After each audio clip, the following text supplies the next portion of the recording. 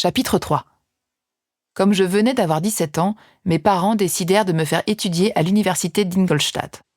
J'avais jusqu'alors suivi les cours des écoles de Genève, mais mon père crut qu'il était nécessaire, pour que mon éducation fût complète, de me faire connaître d'autres usages que ceux de mon pays natal.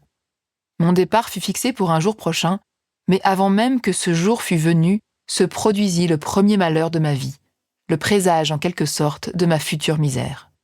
Élisabeth avait attrapé la scarlatine. Sa maladie était grave et ma cousine courait le plus grand danger. Pendant le temps de la maladie, on avait par tous les moyens persuadé ma mère de ne pas la voir. D'abord, elle avait cédé à nos instances, mais alors qu'on lui apprenait que le mal empirait, elle n'avait pas pu vaincre ses angoisses. Elle prit soin d'Élisabeth et finit par triompher de la fièvre. Élisabeth était sauvée. Mais les conséquences de cette imprudence lui furent fatales. 3 jours plus tard, ma mère tombait malade. Sa fièvre s'accompagnait de symptômes alarmants, et en regardant le visage des médecins, on savait que le pire était attendu. Sur son lit de mort, elle avait encore tout son courage et toute sa bonté. Elle joignit les mains d'Élisabeth aux miennes. « Mes enfants, dit-elle, votre union aurait été pour moi mon plus grand bonheur. Ce sera là, à présent, la consolation de votre père. Élisabeth, ma chérie, vous me remplacerez auprès de mes plus jeunes enfants. Hélas, je regrette d'être séparée de vous. Heureuse et comblée comme je l'étais, comment n'aurais-je pas quelque peine de vous quitter? Mais je ne dois pas avoir de telles pensées. Je vais m'efforcer de me résigner à la mort, et je souhaite que nous nous reverrons dans un autre monde. » Elle mourut paisiblement, conservant sur ses traits éteints l'image de la tendresse. Je n'ai pas besoin de décrire les sentiments de ceux dont les liens les plus chers sont ainsi rompus, la douleur qui s'empare des âmes, le désespoir qui marque les visages. Il faut du temps avant de se rendre compte que l'être aimé que l'on voyait chaque jour auprès de soi n'existe plus. Surtout lorsque sa vie même semblait être une partie de la nôtre, que l'éclat des yeux qu'on a admirés s'est évanoui pour toujours et qu'une voix familière et douce ne vibre plus à nos oreilles. C'est à quoi l'on pense les premiers jours, mais quand le temps prouve la réalité du malheur, s'installe l'amertume du chagrin subi. À qui la main effroyable de la mort n'a-t-elle pas enlevé un être cher? Pourquoi devrais-je décrire une peine que tout le monde a ressentie ou devra ressentir? Mais il arrive un moment où le chagrin est plus un souvenir qu'une nécessité et où le sourire qui illumine les lèvres, pour sacrilège qu'il soit, ne peut plus être chassé. Ma mère était morte, mais il nous restait encore des devoirs à accomplir. Nous devions continuer de vivre et apprendre à nous aimer mutuellement tant qu'un seul d'entre nous ne serait pas fauché par la mort. Mon départ pour Ingolstadt, différé par ces événements, fut à nouveau décidé. J'obtins de mon père un ajournement de quelques semaines. Il me semblait sacrilège d'abandonner le calme de notre maison endeuillée et de me précipiter si vite dans les mêlées de la vie. Je découvrais le chagrin, mais je n'en étais pas moins perturbée. J'avais de la peine à quitter les miens, et par-dessus tout, je ne voulais pas que ma douce Élisabeth manque de consolation. En vérité, elle dissimulait son chagrin et s'efforçait de nous réconforter. Elle regardait la vie avec rage et assumait ses tâches dans le zèle. Elle se dévouait totalement pour ceux qu'on lui avait appris d'appeler son oncle et ses cousins. Jamais elle n'avait été plus charmante qu'en ce moment, et les sourires qu'elle prodiguait semblaient des rayons de soleil. Elle oubliait ainsi son propre chagrin dans les efforts qu'elle déployait pour faire oublier le nôtre. Le jour de mon départ arriva enfin. Clerval passa chez nous la dernière soirée. Il avait essayé de persuader son père de m'accompagner et de devenir mon camarade d'études, mais en vain. Le père de Clerval était un commerçant borné qui ne voyait dans les aspirations et les ambitions de son fils que paresse et ruine. Henri ressentait profondément le dépit d'être privé d'une éducation libérale. Il n'en parla guère, mais comme nous bavardions, je lisais dans le feu et l'animation de son regard la ferme résolution de ne pas se laisser enchaîner aux promiscuités d'un commerce. Il était tard. Nous ne pouvions nous séparer l'un de l'autre, ni nous décider à nous dire adieu. On le fit pourtant, et ce fut sous le prétexte de prendre du repos, chacun croyant ainsi tromper l'autre. Mais au lever du jour, quand je descendis pour monter dans la voiture qui devait m'emmener, ils étaient tous là.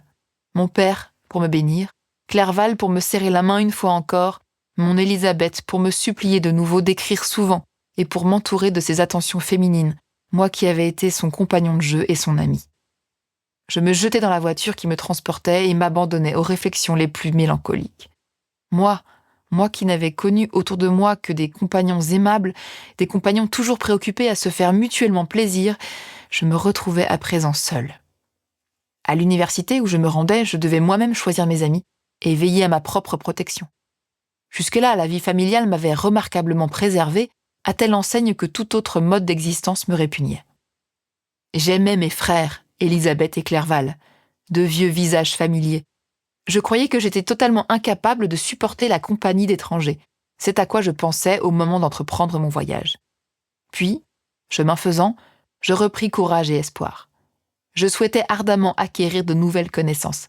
Souvent, à la maison, je m'étais dit qu'il aurait été pénible de passer toute sa jeunesse au même endroit, et j'avais rêvé de découvrir le monde, de me faire une place dans la société. Maintenant, mes désirs allaient s'accomplir, et il aurait été vraiment sot de désespérer.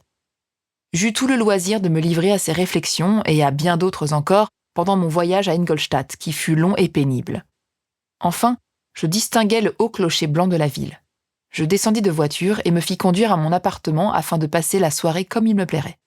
Le lendemain matin, je remis mes lettres d'introduction et rendis visite à quelques-uns des principaux professeurs. Le hasard, ou plutôt l'influence diabolique, l'ange de la destruction qui affirma sa toute-puissance sur mon être dès que je quittais la maison de mon père, me fit d'abord aller chez M. Krempe, le professeur de philosophie naturelle. C'était un homme rude, mais profondément imbu des secrets de la science. Il me posa de nombreuses questions sur les différentes branches scientifiques qui ont trait à la philosophie naturelle. D'un air indifférent et quelque peu dédaigneux, je lui citais les noms de mes alchimistes et ceux des principaux auteurs que j'avais étudiés. Le professeur me regarda fixement. « Avez-vous, dit-il, réellement perdu votre temps à étudier de telles absurdités ?» Je lui répondis par l'affirmative. « Chaque minute, poursuivait M. Krempe avec vivacité, chaque seconde que vous avez gaspillée sur ces livres sont absolument perdues. Vous avez chargé votre mémoire de systèmes périmés et de noms inutiles. Bon Dieu, dans quel désert avez-vous vécu ? Personne n'a donc été assez bon pour vous informer que ces rêves que vous avez nourris sont vieux de 1000 ans et parfaitement ineptes. Je ne m'attendais guère à trouver au siècle des Lumières un disciple du grand Albert et de Paracelse. Mon cher monsieur, vous devez entièrement recommencer vos études. » Après avoir parlé, il s'écarta de moi et se mit à dresser une liste de livres traitant de philosophie naturelle en m'invitant à les acquérir. Au moment de prendre congé de moi, il m'annonça qu'au début de la semaine prochaine, il ouvrirait un cours de philosophie naturelle considéré sous ses divers aspects et que M. Waldman, son collègue, en donnerait un de chimie en alternance avec le sien. Je rentrai chez moi nullement déçu, car il y avait longtemps que je tenais pour périmés les auteurs que le professeur avait réprouvés avec tant de force, et je n'étais pas animé du désir de les étudier de nouveau. M. Krempe était un petit homme trapu, à la voix rude et au visage repoussant. Aussi ne me disposait-il pas à partager ses travaux. De manière peut-être un peu trop philosophique et trop absolue, j'ai déjà exposé les conclusions auxquelles j'étais parvenu quelques années auparavant. Les résultats promis par les professeurs modernes de sciences naturelles ne m'avaient guère satisfait. Avec une confusion d'idées, explicable sans doute par mon extrême jeunesse et par le fait que j'avais eu de guides avertis, j'avais suivi les pas de la science le long de la route du temps et j'avais négligé les découvertes des chercheurs modernes au bénéfice des rêves d'alchimistes oubliés. Je méprisais les concepts de l'actuelle philosophie naturelle qui se désintéressait des secrets de l'immortalité et de la puissance. Quelques points de vue, bien que futiles, paraissaient sublimes, mais à présent les choses avaient changé. L'ambition des chercheurs semblait se limiter à annihiler ces visions sur lesquelles reposait au premier chef mon intérêt pour la science. Et l'on me demandait d'échanger des chimères d'une infinie grandeur contre des réalités de petite valeur. Durant les 2 ou 3 premiers jours de mon installation à Ingolstadt, ce furent là mes réflexions, alors que je cherchais à me familiariser avec les habitants du quartier. Au début de la semaine suivante, les paroles de M. Krempe concernant mes lectures me revinrent à l'esprit. Je n'avais pas l'intention d'aller suivre les cours de ce vaniteux personnage, mais je me souvins de ce qu'il avait dit de M. Waldman, que je n'avais pas vu jusqu'alors étant donné qu'il ne se trouvait pas en ville. Soit par curiosité, soit par désœuvrement, je me rendis dans la salle des cours où M. Waldman entra peu après. Il ne ressemblait pas à son collègue. Il devait avoir la 50aine et de son visage émanait une très grande bienveillance.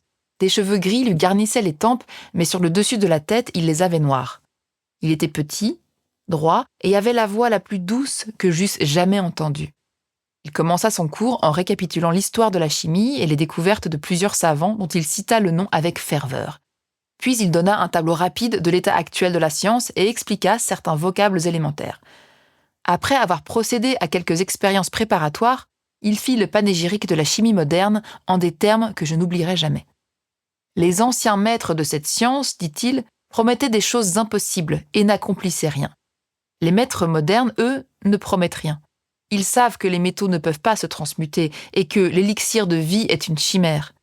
Mais ces philosophes, dont les mains ne semblent faites que pour remuer la boue et dont les yeux ne servent qu'à observer à travers un microscope ou un creuset, ont néanmoins accompli des miracles. Ils dévoilent les secrets de la nature et en montrent tous les détails. Ils ont accédé au firmament. Ils ont découvert la circulation sanguine et analysé l'air que nous respirons. Ils ont acquis des pouvoirs nouveaux et presque illimités. Ils ont dompté la foudre, imité les séismes et bravé les ombres du monde invisible. Telles furent les paroles du professeur, ou plutôt, laissez-moi dire, telles furent les paroles du destin, prononcées pour me détruire.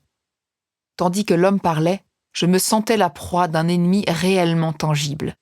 Une par une, toutes les touches qui formaient le mécanisme de mon être furent ébranlées.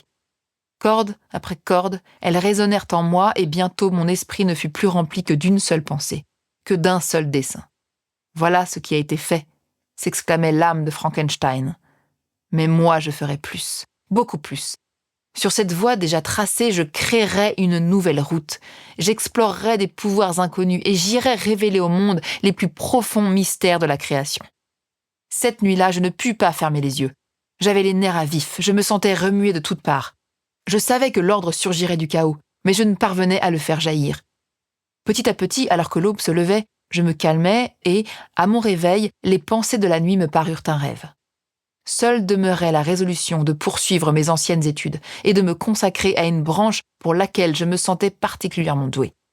Ce même jour, je rendis visite à M. Waldman. Ses manières dans le privé étaient plus courtoises, plus affectueuses encore qu'en public. Si, en donnant ses cours, il restait digne, dans son propre foyer, il se laissait aller à une grande affabilité. Je lui exposai rapidement les anciennes recherches que j'avais poursuivies, à peu près dans les mêmes termes qu'en présence de son collègue. Il écouta attentivement mon petit discours et sourit à l'énoncé des noms de Cornelius Agrippa et de Paracels, mais sans afficher le mépris de M. Krempe.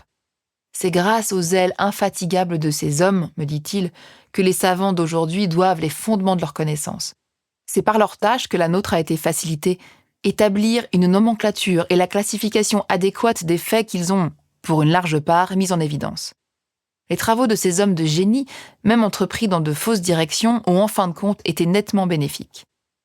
J'écoutais cet exposé, fait sans présomption ni affectation, avant de lui avouer que son cours avait dissipé mes a priori envers les chimistes modernes.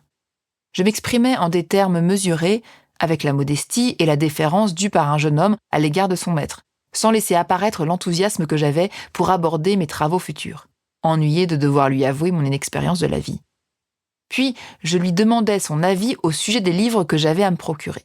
« Je suis ravi, me dit M. Waldman, de m'être fait un élève, et si votre application égale votre habileté, je ne doute pas de votre succès. La chimie est la branche des sciences naturelles dans laquelle on a fait et pourra faire le plus de progrès. Je m'y suis consacré entièrement, mais je n'ai pas non plus négligé les autres branches. On serait un bien médiocre chimiste si on ne s'adonnait qu'à cette seule partie des connaissances humaines. Si vous êtes animé du désir de devenir un vrai savant, et non seulement un faiseur d'expériences, je vous engage à étudier tous les secteurs des sciences naturelles, y compris les mathématiques. » Il m'introduisit alors dans son laboratoire et m'y expliqua l'usage des différents instruments. Il me désigna tous ceux que je devais me procurer et me promit aussi de me prêter les siens dès que j'aurais assez d'expérience pour ne pas en détériorer les mécanismes. Il me fournit la liste des livres que je lui avais réclamés et je pris congé de lui. Ainsi s'acheva ce jour mémorable qui devait décider de mon avenir.